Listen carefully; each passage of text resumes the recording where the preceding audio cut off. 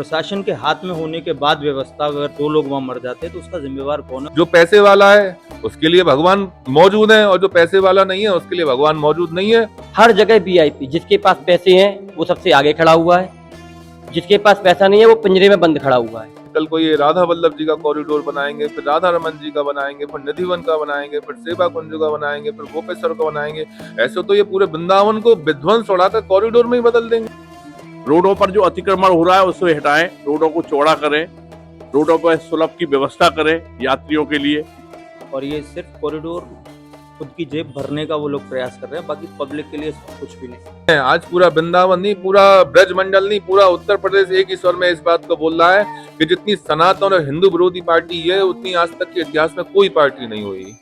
जहां राधा के नैनों में बसते हैं बिहारी, वहीं वृंदावन की गलियों में गूंजती है प्रेम की पुकार।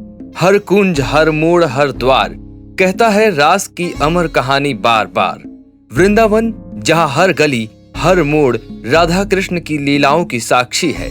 इन कुंज की गलियों में बसी है सदियों पुरानी संस्कृति, भक्ति और प्रेम की अनमोल विरासत।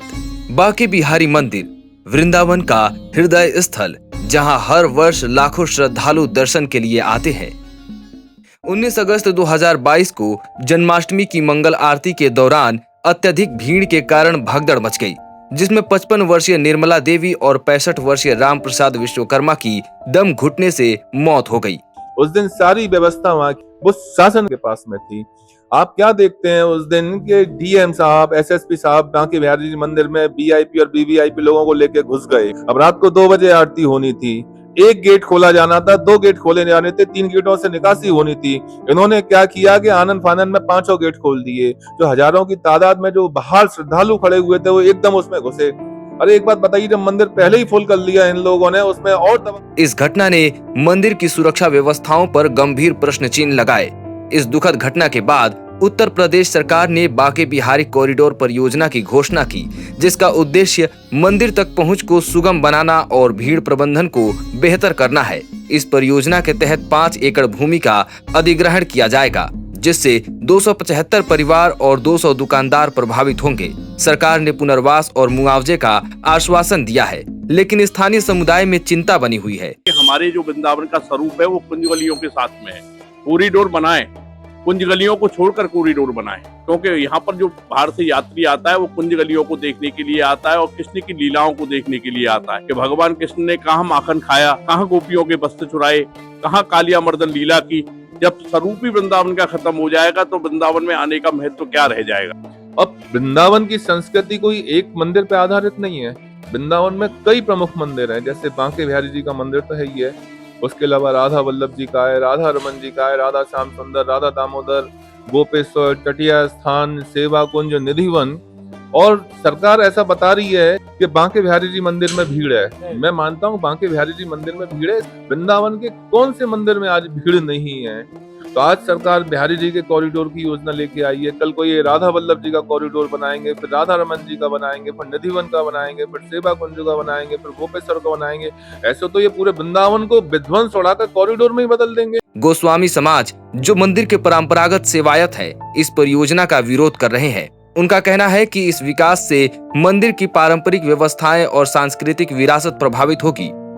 लवेश गोस्वामी, मंदिर के एक सेवायत, कहते हैं, देखिए भैया, ये मुद्दा चल नहीं रहा, ना चलना चाहिए। ये मुद्दा बनाया गया है कुछ लोगों के द्वारा और ये मुद्दा सिर्फ और सिर्फ लोगों को भ्रमित करने के लिए बनाया गया है। लोगों को ऐसा लग रहा है कि पब्लिक की सहूलियत के लिए किया जा रहा है ये सब, लेकिन ये सबकी सोच से काफी परे है। हजारों करोड़ों का इन्वेस्टमेंट जो बड़े बड़े अधिकारियों ने जो ऊपर बैठे हैं, जो ये ज्यादा प्रयास कर रहे हैं कि कॉरिडोर बने, जिन्होंने लगा रखे हैं, आसपास की सारी जमीनें पहले से खरीद रखी है, उनकी पहले से प्लानिंग थी कि यहाँ कॉरिडोर बनेगा तो यहाँ से लोग उजाड़े जाएंगे। उन लोगों को लेने के लिए फिर आगे बाहर निकलना होगा जमीनें लेने के लिए, तो जमीन बूम कर आएगा पैसा उनका। पहले से सारे आसपास के गांव, खेत वगैरह सारे बहुत सस्ते रेटों में उन लोगों ने ले लिए हैं। स्थानीय दुकानदारों और निवासियों का भी मानना है कि यह परियोजना उनकी आजीविका और सांस्कृतिक पहचान को खतरे में डाल सकती है। बहुत असर पड़ेगा, बहुत खराब हो जाएगा। वृंदावन की छवि पूरी चली जाएगी। जो इतने सारे मंदिर हैं, छोटे मोटे हैं, जो सारी गलियां हैं, ये सारी शोभा चली जाएगी। वृंदावन से वृंदावन नहीं रहेगा। कहते हैं ना, मंदिर तो गाँव गाँव में, वृंदावन धन्य वृंदावन। तो वृंदावन तो एक ही रहेगा। ये पूरा छवि खराब हो जाएगी।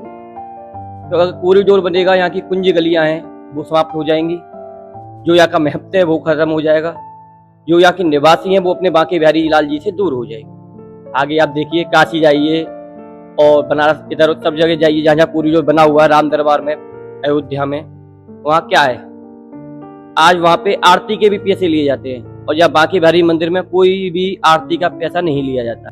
मुझे सरकार से ये पूछना है, अगर वो लिख के दें कि भीड़ कम हो जाएगी, आप लिख के दीजिए। पर इसको आदित्यनाथ योगी जी कहते हैं कि हिंदूवादी पार्टी है, हिंदू के लिए सोचते हैं, हिंदू, तो आप हिंदू के लिए क्या सोच रहे हैं? ये तो आप मंदिरों को तोड़ रहे हो। विकास आवश्यक है, लेकिन वह ऐसा हो जो वृंदावन की सांस्कृतिक और धार्मिक विरासत को संरक्षित रखे। सरकार, स्थानीय समुदाय और गोस्वामी समाज को मिलकर ऐसा समाधान निकालना चाहिए जो सभी के हित में हो। बांके बिहारी जी मंदिर में, मंदिर प्रांगण में ही अभी 1000 गज जमीन फालतू पड़ी हुई है, जिसमें 14 करोड़ रुपए सरकार ने लगा करके एक हॉल बनाया है। आज उस हॉल को बिहारी जी मंदिर में शामिल कर दिया जाए या उस हॉल को वेटिंग रूम बना दिया जाए, बिहारी जी मंदिर में अंदर रेलिंग लगा दी जाए, 2 गेटों से एंट्री कराई जाए, 3 गेटों से निकास कराया जाए, तो क्या व्यवस्था देनी हो नहीं सकती है? सरकार व्यवस्था दे सकती, सरकार चाहे तो पाताल में भी व्यवस्था दे सकती है। ये तो बिहारी जी मंदिर है, छोटा सा मंदिर है। वृंदावन की गलियां कहती है कहानी, राधा कृष्ण की अमर प्रेम निशानी। संरक्षित रहे ये कुंज और द्वार, यही है हमारी संस्कृति का आधार।